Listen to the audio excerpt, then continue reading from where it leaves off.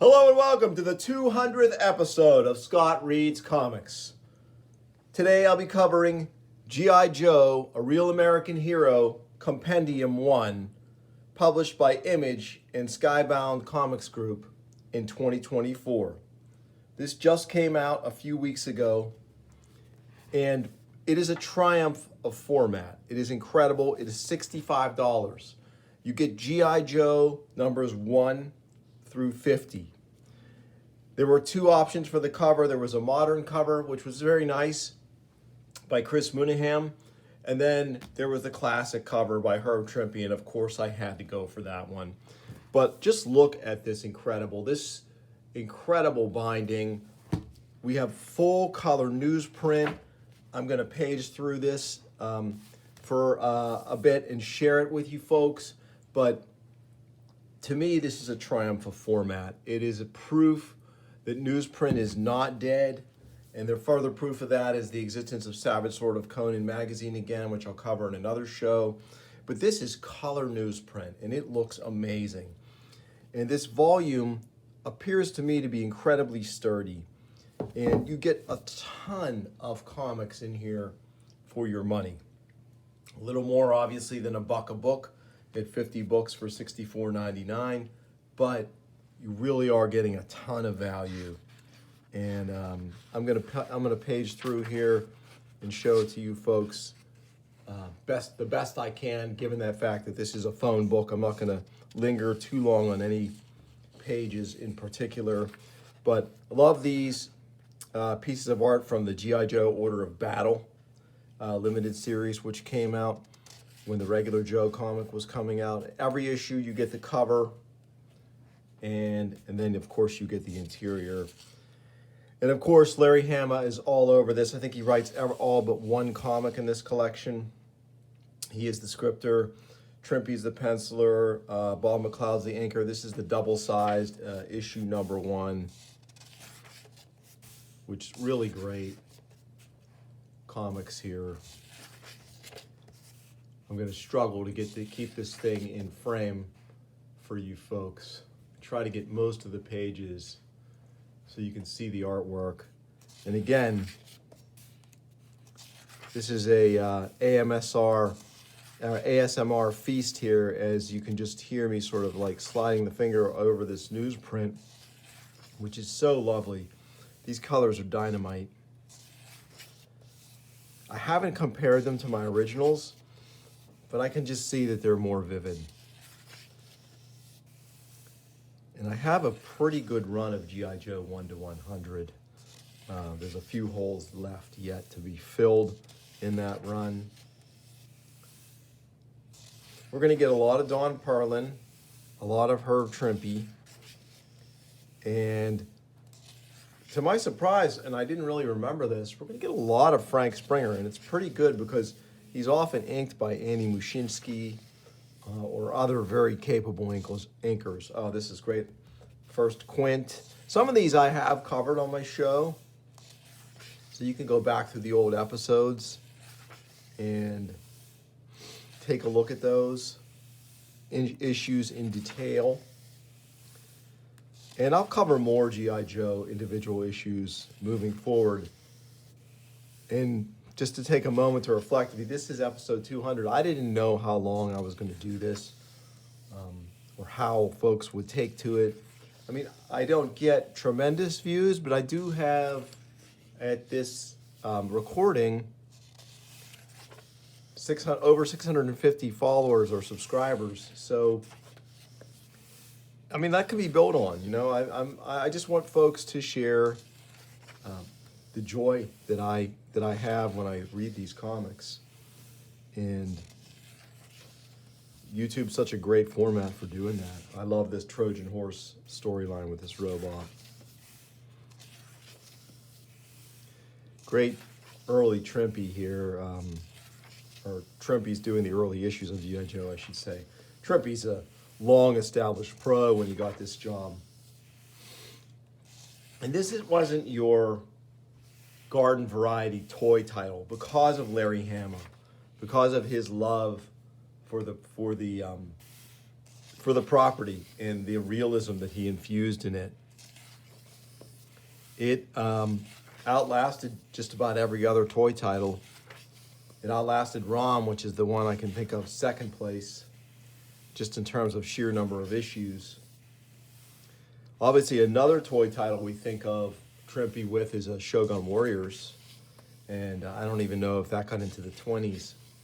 This one goes all the way to 155 with a handful of annuals and yearbooks and specials, a couple of mini-series, and this is the first issue I bought off the rack, incidentally, number 5. I love this, so great. And they had a second series, G.I. Joe Special Missions, which was pretty much all Herb Trimpe in terms of the artwork anyway. Andy did some of the writing and plotting, and you really got to see him just really show all of his skill, his ability to draw and tell a story, draw hardware, which Trimpe is so good at.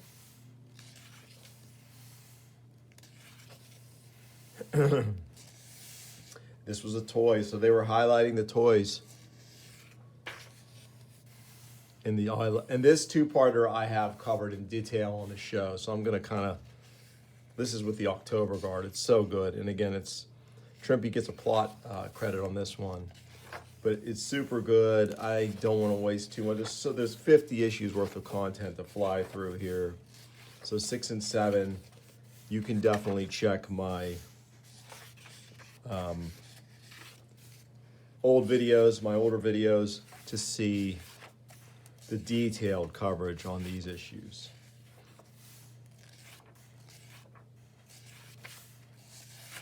But I've been in a few discussions online on some G.I. Joe forums, on Facebook and Reddit, and folks are wondering, is this worth it? I have the issues. I have the issues too, and I think it's worth it. It's just such a cool artifact to have, and very usable, very user-friendly. It's not like an omnibus, which some omnibus volumes are nearly as thick as this, but they are in that slick, heavy paper, and they're just so unwieldy to read. But this, I've held it in my lap on my chair at night, and I don't read it in bed. It's too big for that, but that's what individual issues are for, really. But fantastic stuff. Where are we now? What issue have I got to? Oh, number 10. Yeah, we're gonna get a lot of Mike Vosburg too. I've covered a little bit of Mike Vosburg on the channel because he did some of the Ms. Marvel stuff that I covered. Mike Vosburg is kind of for lack of a better term, he's a very neutral penciler. He's a good storyteller. He doesn't have a real heavy line. And so, like, you get Chickstone inks here, and you get a really nice, pleasing outcome with those two working together. And Vosburg works with a number of different inkers across 10 or 12 issues of his run on the book. And you get, again, really nice results. I love this one. This one had a commercial associated with it, which was great. Yeah, Mike Vosburg and Joe D'Agostino. He was the primary inker for Vosburg. Really solid stuff here. This is first Doc and first Gung Ho, I believe. Airborne. Just fun. Oh, I love this storyline too, the Ciro Gordo storyline. Again, Vosburg, D'Agostino artwork. Oh, love these panels here with this. This was a great car chase. Really nice too. Just superb military combat action here in the pages of Marvel Comics.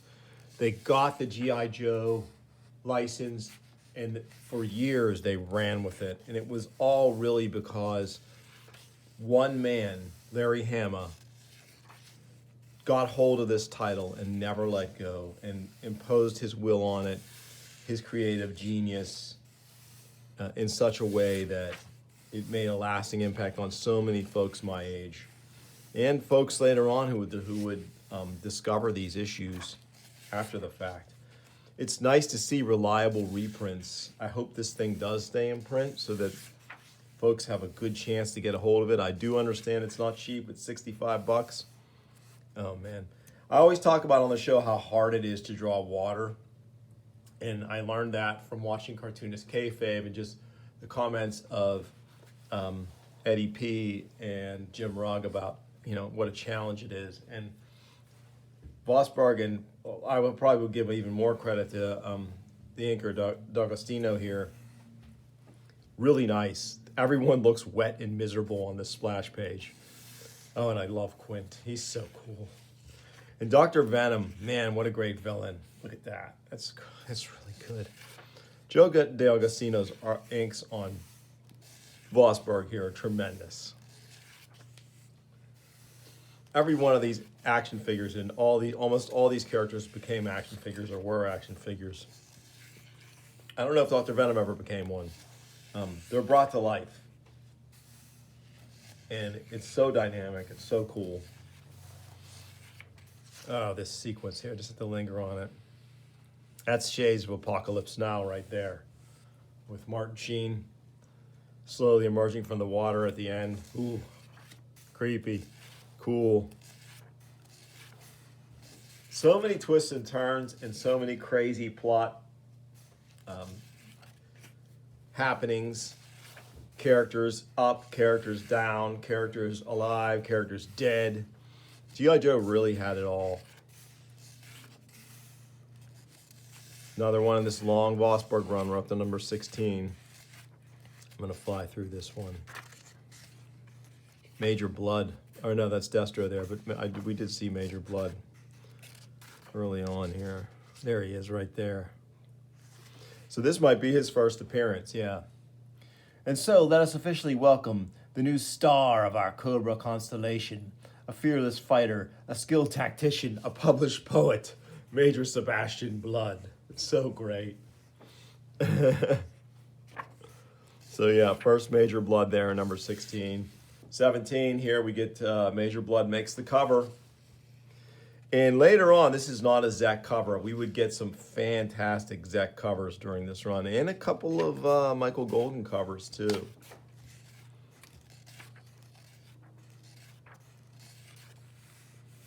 '18. More of Vosburg, D'Agostino. Scarlet finds out Snake Eyes is not dead. Remember, they thought he was blown up in Sierra. I called it Sierra Gorda, but it might be Sierra Muerte. I don't remember. Or Sierra Verde. It was an analog of some real-world Latin American country. Assistant Editor's Month. Again, Vosburg, D'Agostino.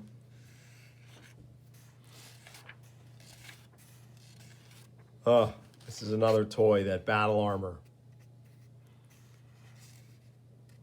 I actually had this. It was pretty great.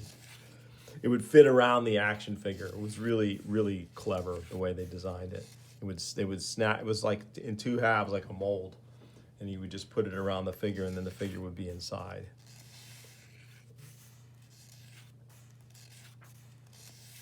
Oh, nice classified file pinup.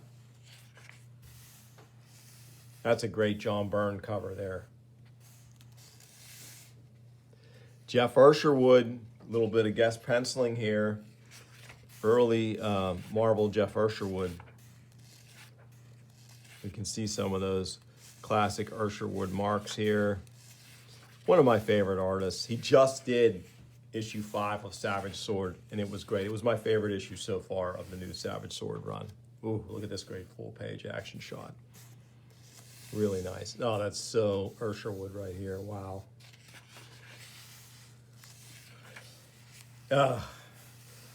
Silent Interlude. I've covered it on the show. The wordless issue. Really beautiful. Larry Hama story and breakdown. Steve Lealoha finishes. One of my favorite issues of all time. I would say if you ask G.I. Joe fans to name their top 5 favorite issues of the 1 through 155 run, This would have to be in the top 5 of most of the fans, I would think. It's so iconic, so formative and influential. They would go on to do several more silent stories, one in yearbook 2, I believe, and then another later on in issue 85, I think. I just came across it. Definitely, I've covered Hush Job and Silent Mission on the show, and I'm going to cover the other one too. And if there are others out there I missed, let me know, because I don't have the complete run of G.I. Joe. I stopped buying it probably when it was around issue 60 or 70. I kind of checked out on it. So I've been going back and collecting old issues. I like to get beater copies because I'm not in sort of like in it for the whole grading, collecting thing. I like to read them. So if I can pay $2 or $3, oh, look at this Michael Golden cover. If I can pay $2 or $3 for a beater copy of an issue that I don't have, I'm going to do it. Anything VG Plus to Nearman is good enough for me, because you get comics that are more pristine than that, and you almost at some point don't want to read them. So I want to interact with my collection. I want to use it. Oh, I love this. This is a Zek cover here. I wonder if he did. So this might be our first Mike Zeck cover of the, and I'm pretty sure this is Zeck.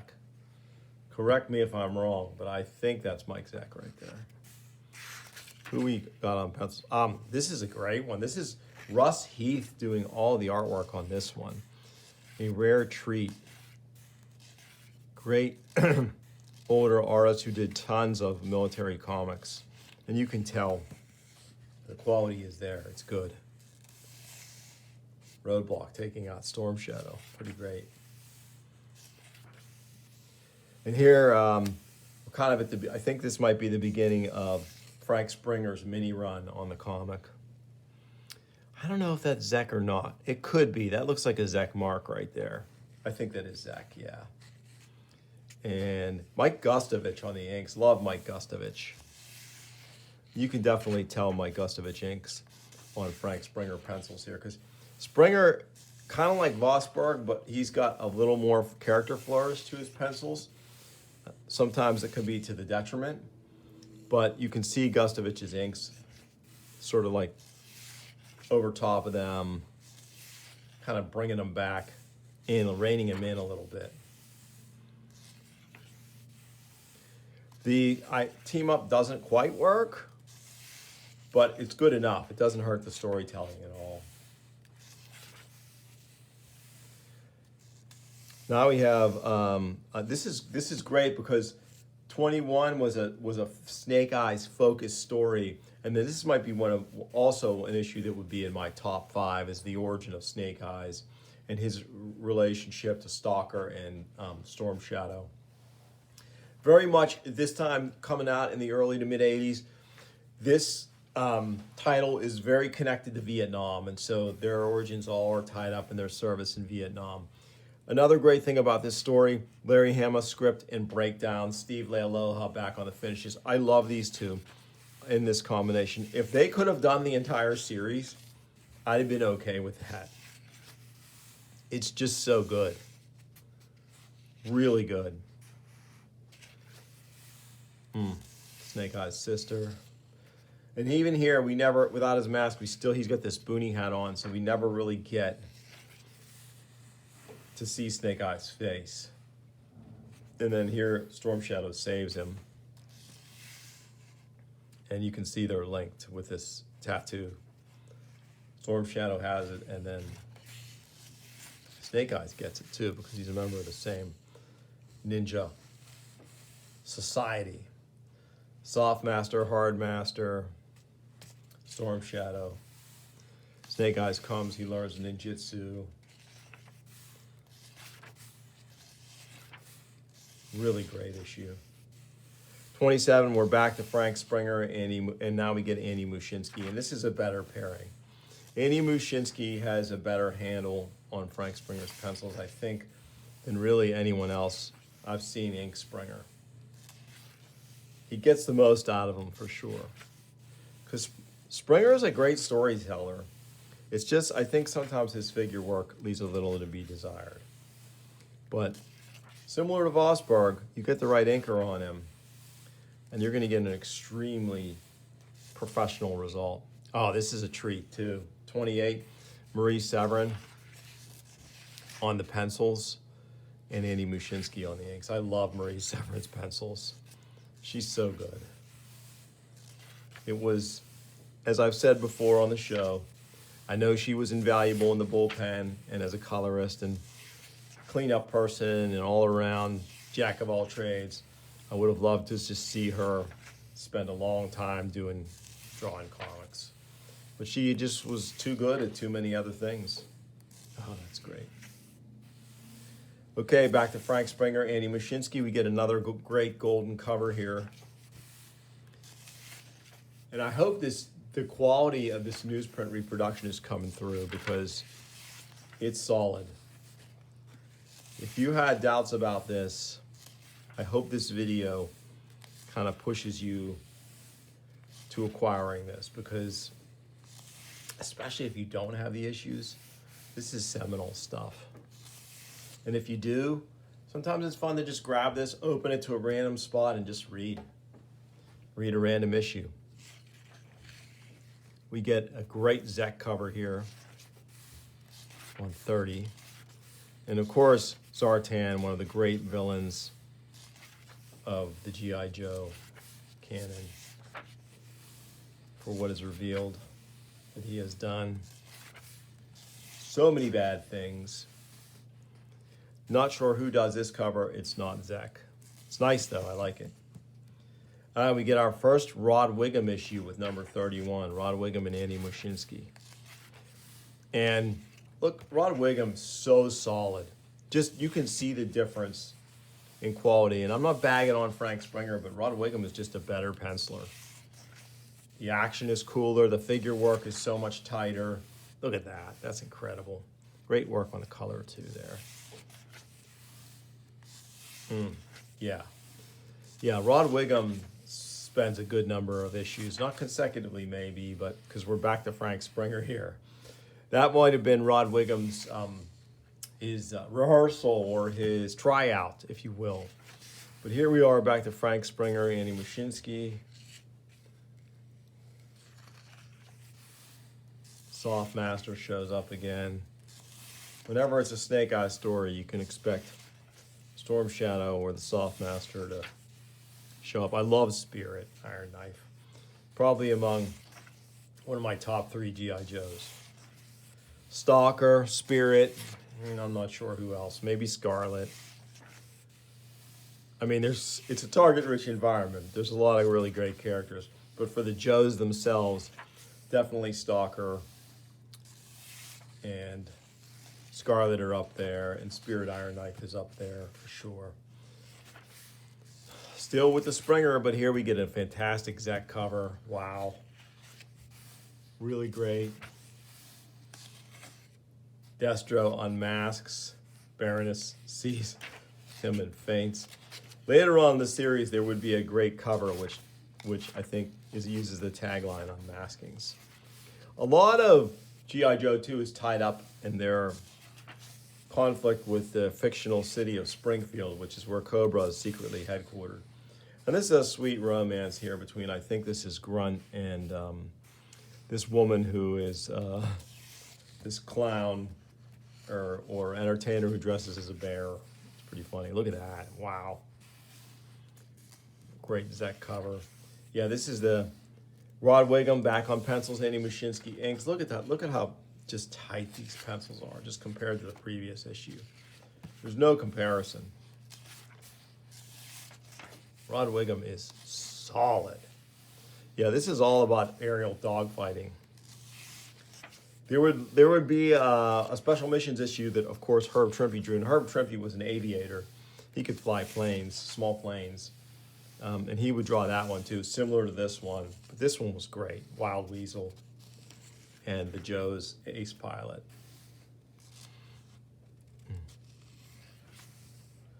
Another great Byrne cover. Trying to read this note. Yeah, it just says Burn John. Rod Wiggum, Mark Bright, Bob Camp, and Larry Hama pencils, Andy Mushinsky, and Mike Esposito inks. So this is an all hands on deck situation in here. But this will be Mark Bright's first shot at G.I. Joe, and we're going to see a lot more Doc Bright. I just did a video, the previous to this one, at episode 199, Chuck Patton Rocks. I'm going to do a Mark Bright Rocks video too at some point. Look for that in the next couple of months. I'm going to get some issues, including a couple of G.I. Joe issues. That's Mark Bright right there. And yeah, I'm going to showcase how much I love Mark Bright's work with some examples. Great Michael Golden cover. Here's another one with four pencilers: Rod Wiggum, Mark Bright, Larry Hama, Bob Camp, and Andy Mushinsky and Mike Esposito again on inks. This is Doc Bright all the way right here. Definitely, you can see that in Snowdrop's face.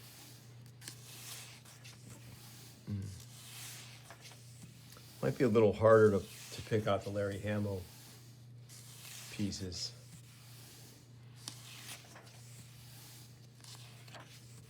I'm going to try to pick up the pace a little bit here. 37 gives us a really cool Mike Zeck. I always love this cover. Flint. I wonder if this is first Flint. So we're back to Frank Springer, Andy Mushinsky. And this is Tomax and Zaymont. I remember the twin villains. They were cool action figures too when they first introduced them.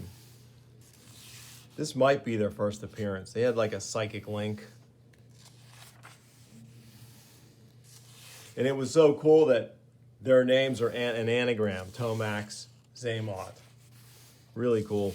Larry Hama, if there was a comic book Hall of Fame, maybe there is, I don't know, he needs to be in it. Because the dude is a genius and a creative powerhouse and still working today on the new G.I. Joe title. Oh, I love this vehicle as a kid. It was so cool. Great Zeck cover, Zeck John Beatty right here. Back to Rod Wiggum on pencils. Andy Mushinsky inks. We don't need to say who the writer is. It's always Larry Hama, baby. I should have looked more closely. I don't know if our letterer and colorists have been consistent. Oh, we have a Recondo here for his first appearance. So as the new toys were coming out, Hama was able to just almost effortlessly weave in these new toys into the book as characters. Another look at this Zeck cover. Wow. Any issue with Stalker featured is great. Rod Wiggum back on pencils, Andy Mushinsky inks. Joe Rosen lettering, George Russo's colors. Let me just open to around a random title page and see if Rick Parker lettering, George Russo's colors. So George Russo's may have been with us the whole time. Let me go back to the beginning here and just see. Glennis Wayne was colorist on issue 1. All right, well, let's keep going. There's Recondo again. Always love his action figure. I love that Australian cap or hat with the half up folded. And there is a name for it, but it escapes me. Maybe it's a bush hat. I don't know. Yeah, these Rod Wiggum pencils are so pro. And Andy Mushinsky, great inker. Oh, look at that Zeck cover there. Damn, that's good. So good. All right. Rod Wiggum, Andy Mushinsky. Okay, so now maybe Rod Wiggum is settling in for a decent run here. I say that, and we'll go to the next issue, and maybe he won't be the penciler, but hopefully he is. It was always, no matter who you opened the book up and saw drawing it, it was always solid because Larry Hama was behind the script. He knew the characters. Rod Wiggum, Keith Williams inks on this one. Look at that. Wow. Look at this Zeck cover. He knew the characters, and so you were going to get a consistent product because of that. And I don't know if they were working full script or not, as Larry Hama was an accomplished writer and artist, as we've seen with his breakdowns here and his pencils in this volume. I don't know if he was giving them like thumbnails or just relying on them to work from his full script. Yeah, look, we're into some consistent Zek territory here. And we're back to Rod Wiggum, Andy Muschinsky.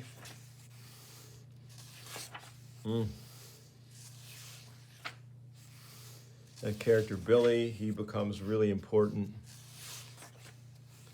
Storm Shadow's taking him under his wing and training him.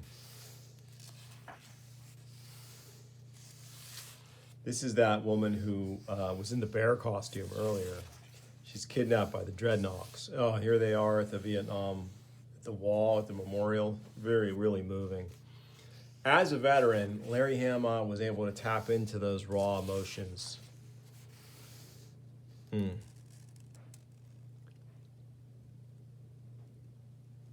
Billy leaves to make his own way. Oh, so good. Mike Zek is incredible. Still Wiggum and Muschinsky.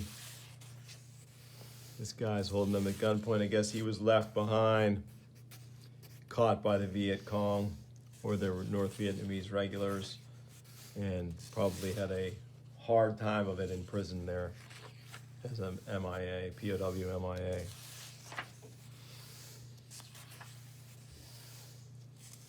It's so great to see the Softmaster move. Oh, look at that. The speed line's great.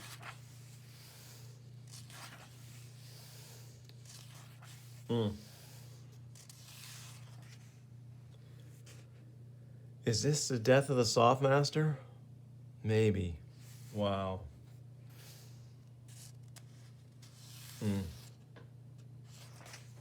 This book could hit hard. People could die. Characters you love would die. Issue 44. We're just 7 issues away from the end here. Another great Zek cover.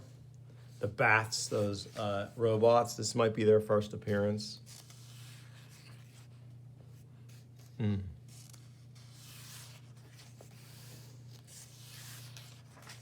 Steeler, I think he was the tanker.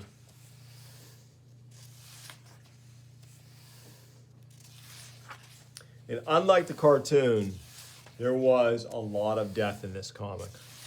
They weren't shy about it. Larry Hama didn't hide the violence. They fit everything, of course, within the comic code, but oh, what a great cover. We're just getting banger after banger of covers from Zek. And now we're just in a solid Rod Wiggum run here. And this artwork is just great.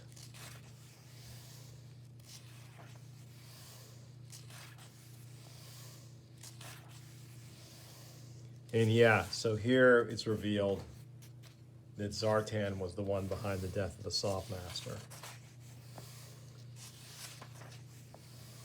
He mimicked Storm Shadow's appearance and way of moving and acting. Another great Zek cover. And so Storm Shadow, while he started out as a heel, he kind of does a turn here and becomes a face, a hero. Same creative team, folks. Such consistency is to be admired. You don't see it these days. Not trying to sound like an old man, but artists don't work like this anymore. And maybe for them that's good. Oh crap, I forgot the name. I really like this guy's action figure was great. I'm trying to think of his name. Oh, Alpine. There's Quick Kick. Yeah, Alpine was another great character I loved. Good action figure too.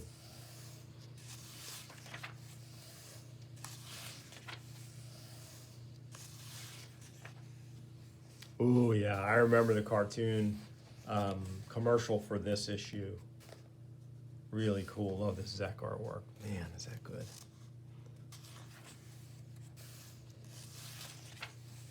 I'm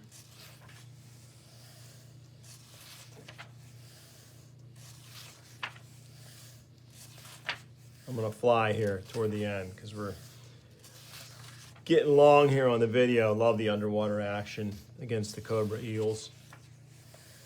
Of course, the sharks show up when there's blood in the water. Snake Eyes dealing with it.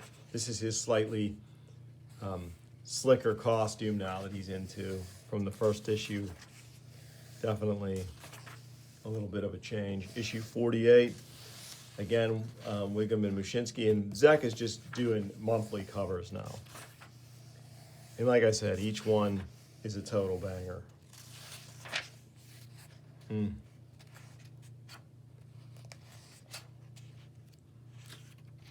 Let's move forward. I think Sergeant Slaughter shows up here. Here's 49. Look at that Zek cover. Wow. And of course, we're getting the arrival of Serpentor. And like him or hate him, and I kind of grew to like him, Serpentor was an interesting character. Rod Wiggum, Mushinsky, again. And then let's just jump to 50 if I haven't already. Yeah, I think I already. Let me get that cover here. So that's 49. I know 50's hiding in here somewhere. Yeah, here we go.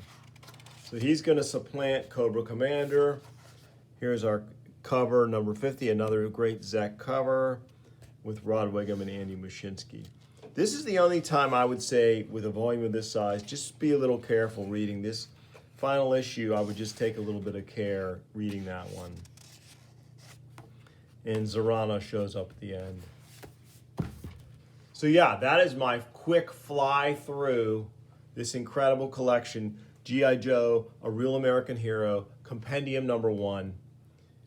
My 200th episode. What a way to celebrate it with this incredible tome of 50 issues on color newsprint for $65. I think it's a deal. I think it's incredible. I hope you enjoyed this episode. If you did, please like and subscribe. Tell your friends. And I'll bring you more soon on Scott Reads Comics. Thanks for watching.